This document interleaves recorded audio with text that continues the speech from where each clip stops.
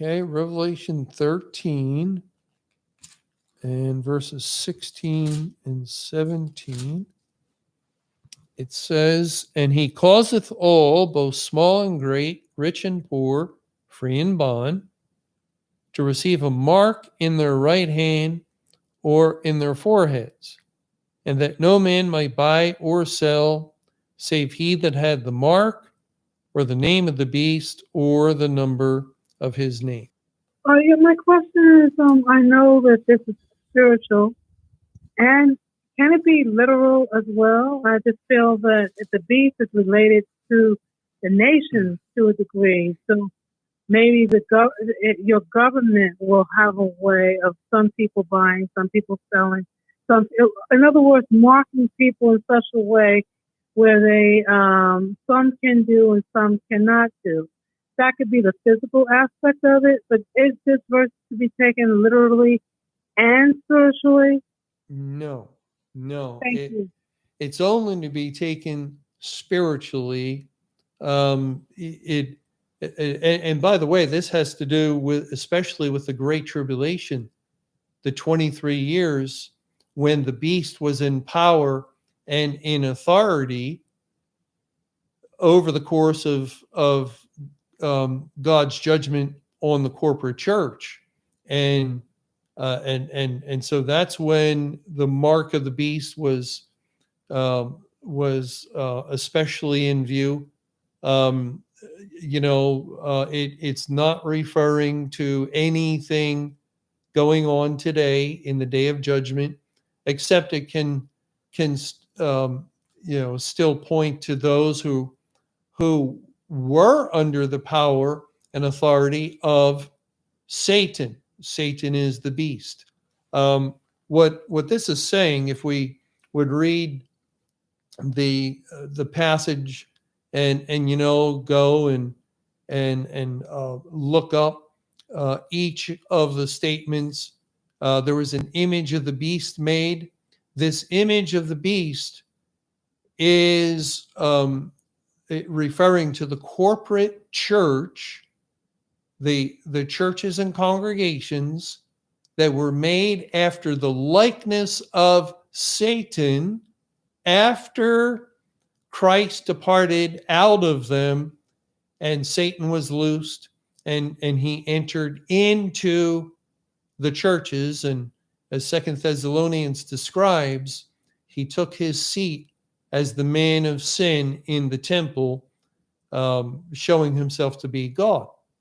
And so the church, which is often, people within the church often say the church isn't the buildings, it's the people. It's a organism, a living organism. And that's why we read in verse 15, "And he had power to give life unto the image of the beast, and the image of the beast should both speak and cause that as many as would not worship the image of the beast should be killed." So it's the people within the churches and congregations, and they become the image of the beast, the image of Satan, made after the lie. The church has been completely turned over to the father of lies. The church's very existence, once God ended the church age, is itself a lie. It should not be. The whole New Testament church, every denomination, every church in all the world and all the nations should have repented as they heard the news. The church age is over. The Bible revealed the judgment of God upon it, and that awful transaction where the daily is taken away, the Spirit of God left out, departed out of the church, and Satan's evil spirit entered in. Immediately, all the world's churches should have hearkened to God as God commanded. Depart out of her, or depart out of the midst of her. Flee to the mountains. And and every pastor and every priest and bishop and pope should have immediately stepped down from their position, and all the churches should have been closed. They should have been closed. But they continued on. So the very existence of the corporate church is itself after the beast, a lie. And yet it speaks. The pastors and priests continue to preach from their pulpits every Sunday. It's of no real spiritual value or worth. It has none whatsoever, because no one can be saved in their congregations, and they're in open rebellion against God. And so all this has to do with what was going on within the churches and congregations of the world. And so all within receive the mark of the beast in their right hand or in their foreheads. The hand represents the will, and the forehead represents the mind or heart or soul, as their synonyms. The will and soul of the individual who has the mark of the beast is under Satan's power and authority. They're owned, just like a cattle receiving a brand. They're owned by the devil, and so no man could buy or sell save he that had the mark of the name of the beast or the number of his name. No individual in the church, and keep in mind, for some time there were elect after God ended the church age, after he revealed his commandment. It took a while for the news to spread, and also not everyone is on the same timetable as far as God's concerned. So the Lord could have left some of his elect for his own purposes. He didn't prompt them, moving within them to will and to do and get out instantaneously. And so some remain within, and they would have had the experience of not being able to bring the true gospel. They could not buy or sell. Buying and selling has to do with proclaiming the gospel. God likens himself to a merchant man in Isaiah chapter 55. Come ye, buy, well, how's it go there? In Isaiah 55, verse 1, we read, Ho, everyone that thirsteth, come ye to the waters, and he that has no money, come ye, buy and eat. Yea, come, buy wine and milk without money and without price. So God sells, but he does so freely. It's just using the figure of a merchant man. Come and purchase my merchandise, the milk and wine, and it all identifies with the gospel, the truth of the word of God. But you don't need money, because in order to get money, you have to work. You have to work to get money, and there's no work involved with God's gospel of grace. It's all freely given. So that's the true gospel, and buying and selling in the church, proclaiming the true gospel, you cannot do it, or you could not do it. You still can't. You cannot proclaim, and nor would an elect child of God even wish to try at this point. But you could not bring the true gospel during that time period. If you did, you would be shut down one way or another. If you were given opportunity to get into the pulpit, or maybe teach a Sunday school, and you started teaching the truth, and for instance, maybe you heard about the end of the church age, and you wanted to go over it carefully. You wanted to check it out. Oh no, the elders would have got together and paid you a visit, or many other doctrines too. You know that doctrine you're teaching? we that's not a doctrine of our church. Our church doesn't agree with, yes, but look at these verses, elders. Look how these verses prove that thing I'm teaching. Well, yeah, that's interesting, and but we this is kind of settled here in this congregation. So if you're going to insist on teaching this, you would probably might want to find another church.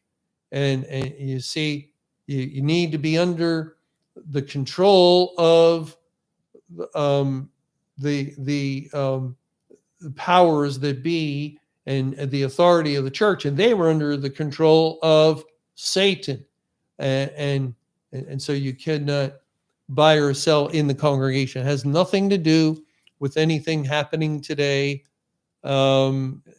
passports or any of these things that are going around today.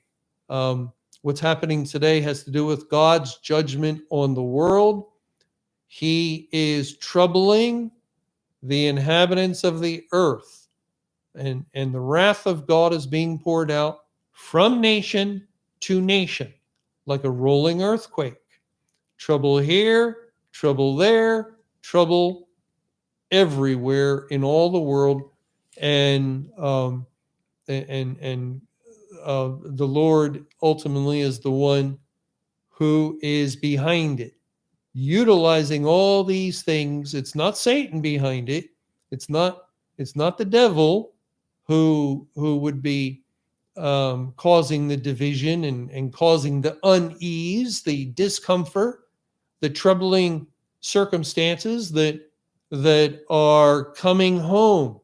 They're coming to each of us. There were numbers of people who left the church. The judgment was there, and they heard and they came out and they went out into the world, and then the Bible proclaimed, well, the judgment is now in the world. It's on the world, and numbers of these people denied it and said, no, you're making excuses. It just May 21, 2011 didn't happen. No judgment. Just acknowledge it. Just be humble and acknowledge that's the case. Don't be proud and keep saying it's Judgment Day. And so they went their merry way, thinking, well, that's it. That's it. It's a let E-Bible Fellowship say whatever it wants. They're heretics. They're this, they're that, and we're going to go our merry way and live our lives. You see, they some of them still proclaim judgment on the church. They still do it to this day. Judgment on the church, tribulation over there, over there, over there. Not where I'm at, not where my family is, not you see, they kept a distance, they thought, between themselves and the judgment. And no, that's not going to work. And we see that now. God has brought the judgment to them. And numbers of these same people are experiencing the wrath of God, is what they're experiencing through numerous and extreme difficulties never before imagined. They are taking place out in the world as they, again, did not previously. And see, the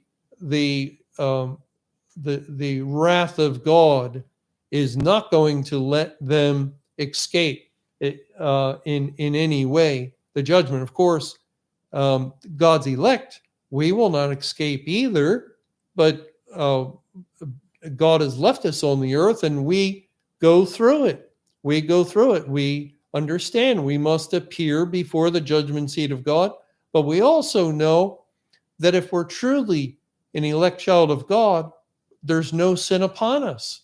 We have no iniquity, and so we will stand, we will abide the day of wrath, and we will continue through it.